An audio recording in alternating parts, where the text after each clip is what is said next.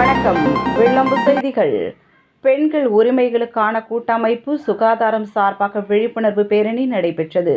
திருவள்ளூரில் சிநேகிதி வளரிளும் பெண்கள் இனப்பெருக்க சுகாதாரம் மற்றும் உரிமைகளுக்கான கூட்டமைப்பு சார்பில் திருவள்ளூர் மீரா திரையரங்கிலிருந்து மாவட்ட ஆட்சியர் அலுவலகம் வரை மாணவர்கள் விழிப்புணர்வு பேரணி ஏற்படுத்தினர்.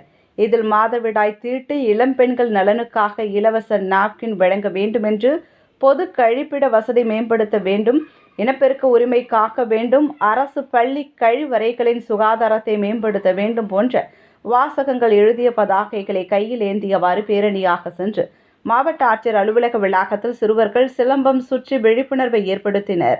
முடிவில் திருவள்ளூர் நகர்மன்ற தலைவர் உதயமலர் பொன்பாண்டியன் கலந்து கொண்டு மாணவர்களுக்கு மரச்செடிகளையும் கேடயங்களையும் வழங்கினார்.